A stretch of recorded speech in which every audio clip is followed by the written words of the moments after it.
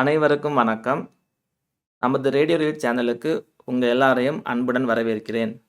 இன்னைக்கு இந்த வீடியோ தொடங்குறதுக்கு முன்னாடி, நான் ஒருத்தருக்கு தேங்க்ஸ் சொல்ல விரும்புறேன். நன்றி சொல்ல விரும்புறேன். நம்மளோட சேனல் சப்ஸ்கிரைபர் ஒருத்தர் இந்த கல்வி நோக்கத்திற்காக, எஜுகேஷனுக்காக நமக்கு எஜுகேஷனல் லைசென்ஸ் குடுத்திருக்காரு. ஸோ அவருக்கு ரொம்ப தேங்க்ஸ். அவரோட இந்த ஆதரவு நமக்கு நிறைய பிம் பற்றி, ரெவிட் பற்றி, ஏஇசியை பற்றி இன்னும் தரமான வீடியோஸ் ரெடி பண்ணுறதுக்கு, தரமான டியூட்டோரியல்ஸ் ரெடி பண்ணுறதுக்கு, உங்களுக்கு ப்ரொவைட் பண்ணுறதுக்கு இன்னும் யூஸ்ஃபுல்லாக இருக்கும். உங்களுக்கு இந்த மனமார்ந்த நன்றியை நான் தெரிவித்துக் கொள்கிறேன்.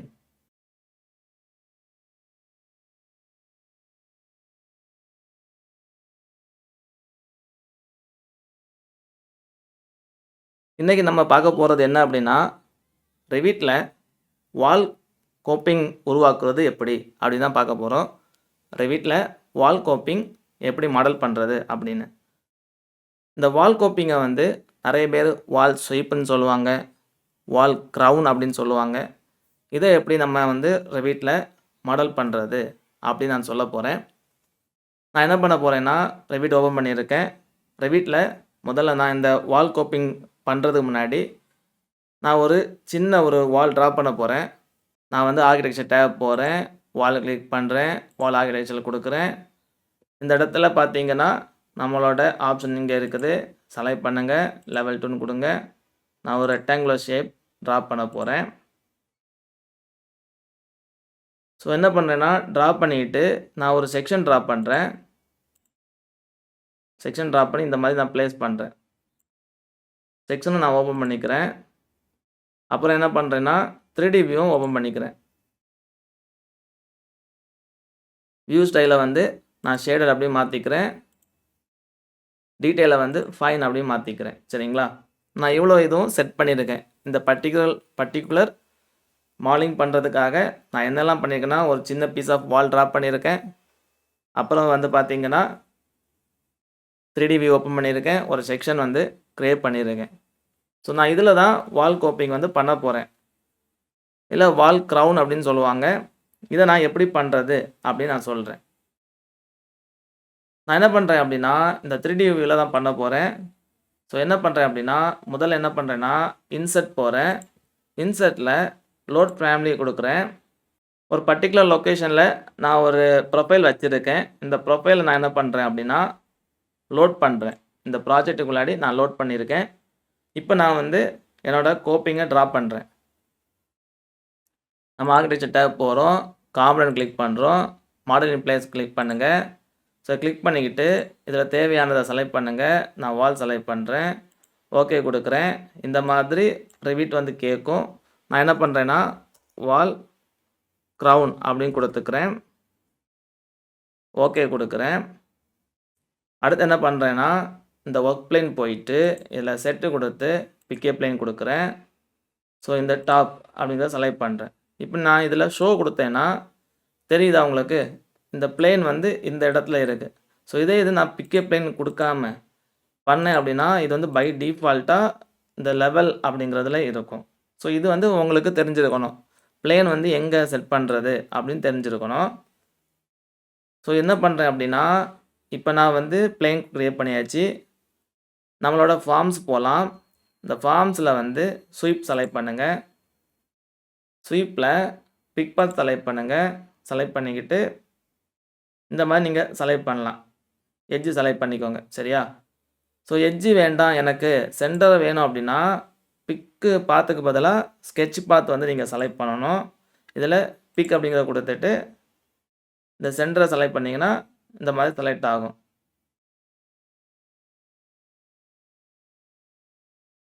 ஸோ இது உங்களோட தேவையை பொறுத்து எந்த லெவலில் நீங்கள் ட்ரா பண்ணுறீங்க, எந்த மாதிரி உங்களோட கோப்பிங் வரணும் அப்படிங்கிறத பொறுத்து தான் நம்ம இதை சூஸ் பண்ணுறது.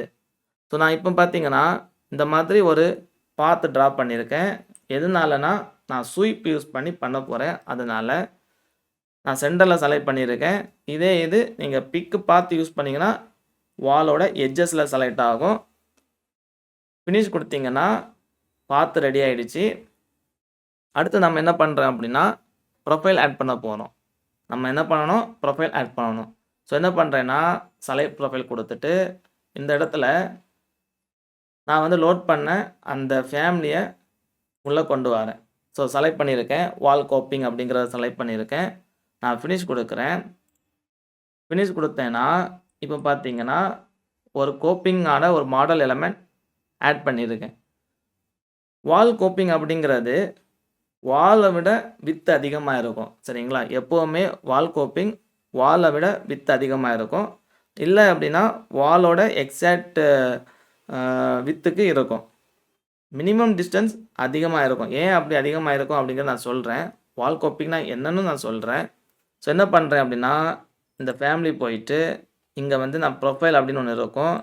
இந்த ப்ளஸை செலக்ட் பண்ணிவிட்டு இதில் வால் கோப்பிங்னு ஒன்று இருக்குங்களா, இதை செலக்ட் பண்ணிவிட்டு இதில் டைப் ப்ராப்பர்ட்டி போயிட்டு நான் என்ன பண்ணுறேன்னா, இதில் ஒரு வேல்யூ கொடுக்குறேன்.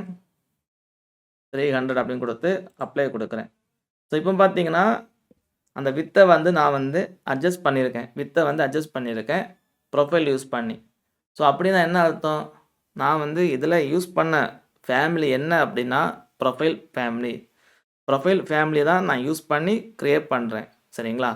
ஸோ ரெவிட்டில் வந்து நிறைய டைப் ஆஃப் ஃபேமிலிஸ் இருக்குது. என்ன டைப் ஆஃப் ஃபேமிலி எப்படி யூஸ் பண்ணணும் அப்படிங்கிறது உங்களுக்கு தெரிஞ்சிருக்கணும். ரெவிட்டோட ஃபேமிலிஸை பற்றி நான் ஆல்ரெடி ஒரு வீடியோ போட்டிருக்கேன். அந்த வீடியோட லிங்க் வந்து ஷேர் பண்ணுறேன். தெரியாதவங்க தெரிஞ்சுக்கோங்க. ஸோ அடுத்து என்ன பண்ணுறேன்னா, ஹைட்டு கொடுக்குறேன். இப்போ இதில் நான் வந்து என்ன பண்ணேன்னா, ஒரு 50 அப்படின்னு கொடுத்துக்கிறேன். அப்ளை கொடுக்குறேன். ஓகே கொடுக்குறேன். ஸோ இப்போ பார்த்தீங்கன்னா, நான் வந்து இங்கே வந்து ஒரு ப்ரொஃபைல் ஆட் பண்ணி ஒரு கோப்பிங் க்ரியேட் பண்ணியிருக்கேன். இப்படி தான் கோப்பிங் க்ரியேட் பண்ணுறது. இந்த கோப்பிங்கை நம்ம கஸ்டமைஸ் பண்ணலாம். அது என்னன்னு நான் சொல்கிறேன். அது சொல்கிறதுக்கு முன்னாடி வால் கோப்பிங்னா என்ன அப்படின்னு தெரிஞ்சிருக்கணும் இல்லையா? வால் கோப்பிங்னா என்ன அப்படின்னு தெரிஞ்சிருக்கணும். இது என்ன அப்படின்னு தெரிஞ்சுக்கிட்டிங்கன்னா, புரிஞ்சுக்கிட்டிங்கன்னா ரொம்ப ஈஸியாக இருக்கும் பண்ணுறதுக்கு. ஸோ வால் கோப்பிங் அப்படிங்கிறது செவரோட மேல் பகுதியில் பண்ணுறது தான் வால் கோப்பிங். வாலோட டாப் போர்ஷனில் பண்ணுறதுக்கு தான் வால் கோப்பிங். இது எதுக்காக யூஸ் பண்ணுறாங்க அப்படின்னா, இது வந்து ஏஸ்தட்டிக்காக யூஸ் பண்ணுறாங்க ஒன்று. ரெண்டாவது பார்த்தீங்கன்னா, வாலுக்குள்ளே கோர் அப்படின்னு ஒன்று இருக்கும். வாலுக்குள்ளே கோர் அப்படின்னு இருக்கும். மழை நீர் இருக்கு இல்லையா, ரெயின் வாட்டர் வந்து வாலுக்கு உள்ளே பெனிட்ரேட் ஆகி போகாமல் இருக்கிறதுக்கு இது பண்ணுறாங்க. அப்புறம் வந்து இது வந்து ப்ரொடெக்ஷன், ஒரு சின்ன ப்ரொடெக்ஷனுக்காக பண்ணுறாங்க. ஸோ இந்த மாதிரி நிறைய யூஸ்ஃபுல் இருக்குது, நிறைய பெனிஃபிட்ஸ் இருக்குது. ஸோ இதெல்லாம் எங்கே யூஸ் பண்ணுறாங்க அப்படின்னு பார்த்தீங்கன்னா, மெயினாக யூஸ் பண்ணுற இடம் வந்து பவுண்ட்ரி வால்ஸில் யூஸ் பண்ணுவாங்க. நம்ம வீடை சுற்றி கட்டுறோம் இல்லையா, கேம்பஸ் வால் இல்லை பவுண்ட்ரி வால், இதில் யூஸ் பண்ணுவாங்க. அப்புறம் மாடியில் இருக்கிற பேரப்பெட் வாலில் யூஸ் பண்ணுவாங்க. டெரஸ் ஃப்ளோரில் இருக்கிற பேரப்பெட் வாலில் யூஸ் பண்ணுவாங்க. ரூஃபோட எட்ஜில் வந்து வால் க்ரியேட் பண்ணுறாங்கன்னா அந்த ரூஃபோட எட்ஜில் வந்து யூஸ் பண்ணுவாங்க. லேண்ட்ஸ்கேப்பில் வந்து ரீட்டைனிங் வால் பண்ணுறாங்கன்னா அந்த ரீட்டைனிங் வாலில் வந்து யூஸ் பண்ணுவாங்க. இந்த மாதிரி பல வெரைட்டி ஆஃப் வாலில் வந்து யூஸ் பண்ணுவாங்க. இந்த மாதிரி டாப்பில் இருந்துச்சுன்னா அதுக்கு பேர் வந்து க்ரௌன் அப்படின்னு சொல்லுவாங்க. இல்லை அப்படின்னா வால் கோப்பிங் அப்படின்னு சொல்லுவாங்க. நம்ம இப்போ ரெவிட்டில் எப்படி மாடல் பண்ணுறதுன்னு பார்த்தோம். அடுத்து என்ன பண்ணுறோன்னா, இதை கஸ்டமைஸ் பண்ண போகிறோம். நான் என்ன பண்ணுறேன்னா, அதுக்கு இந்த செக்ஷன் போகிறேன். ஸோ செக்ஷனில் பார்த்தீங்கன்னா இந்த மாதிரி இருக்குது. அதாவது ரெக்டாங்குலர் ஷேப்பில் இருக்குது. கரெக்டுங்களா? ரெக்டாங்குலர் ஷேப்பில் இந்த கோப்பிங் இருக்குது. ஸோ இங்கே பார்த்தீங்கனாலும் ரெக்டாங்குலர் ஷேப்பில் இருக்குது. எதனால 2 பக்கம் தெரியுதுன்னா, நம்ம செக்ஷன் வந்து 2 பக்கமும் கட் பண்ணியிருக்கோம். 2 வால் போர்ஷன்லேயும் நம்ம கட் பண்ணியிருக்கோம். ஸோ 3Dயில் பார்த்தீங்கனாலும் தெரியும் உங்களுக்கு. ஸோ மறுபடியும் நான் இந்த டைப் ப்ராப்பர்ட்டி போயிட்டு டைப்பை கிளிக் பண்ணிவிட்டு இதில் வந்து இந்த ஹைட்டை வந்து ஒரு 100 அப்படின்னு கொடுத்தேன்னா, அப்ளை கொடுத்தேன்னா இன்னும் வித் அட்ஜஸ்ட் ஆகும். சரிங்களா? இந்த மாதிரி உங்களால் பண்ண முடியும்.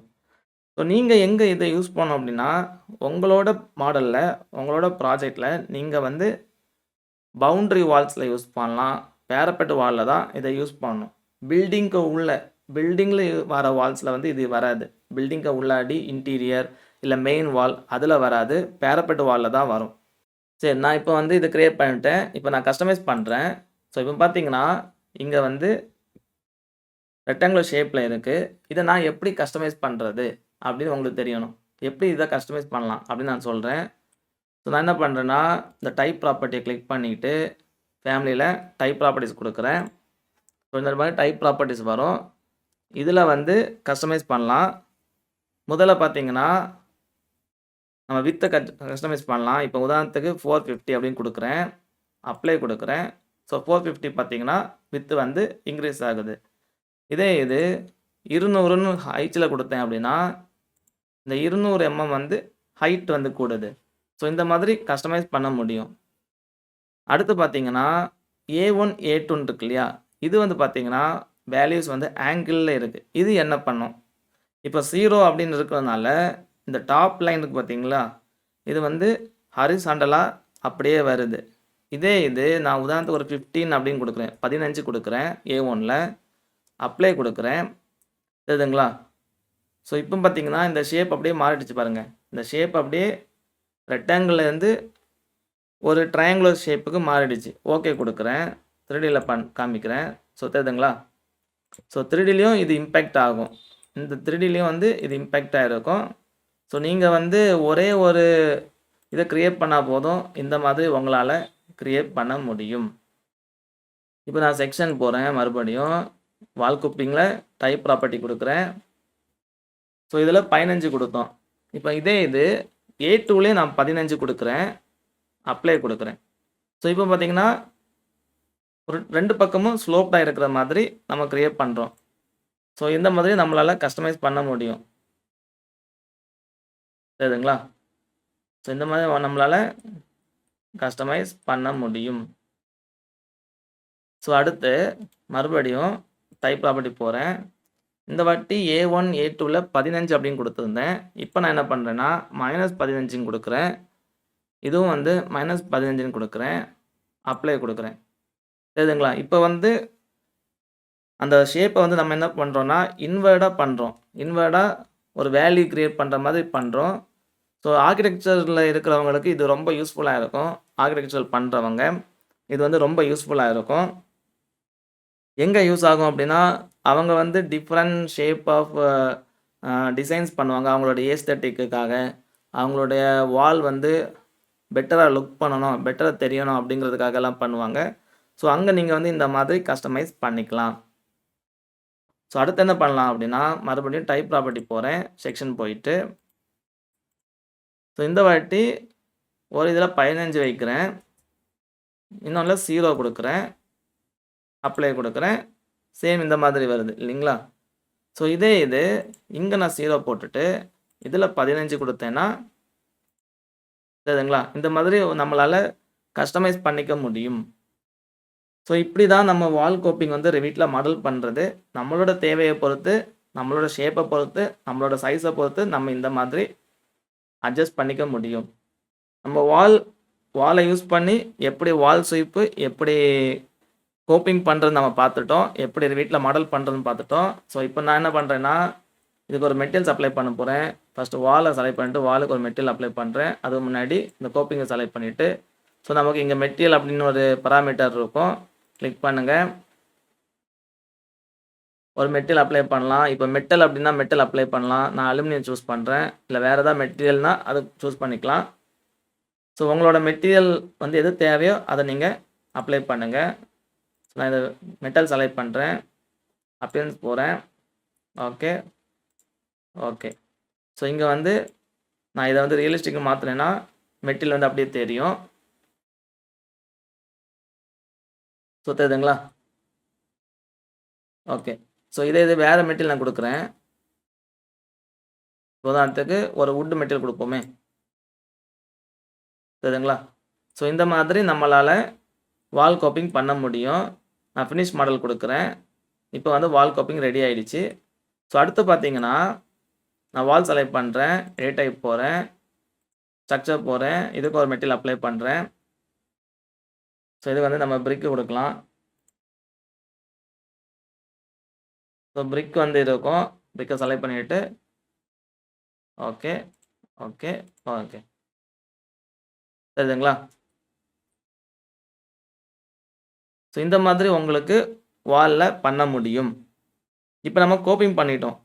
இப்போ கோப்பிங் வந்து என்ன டைப் ஆஃப் மெட்டீரியல்லாம் இருக்குது, என்ன டைப் ஆஃப் மெட்டீரியல்ல இருக்குது அப்படிங்கிறது உங்களுக்கு தெரிஞ்சுக்கணுமா? இத பாருங்க.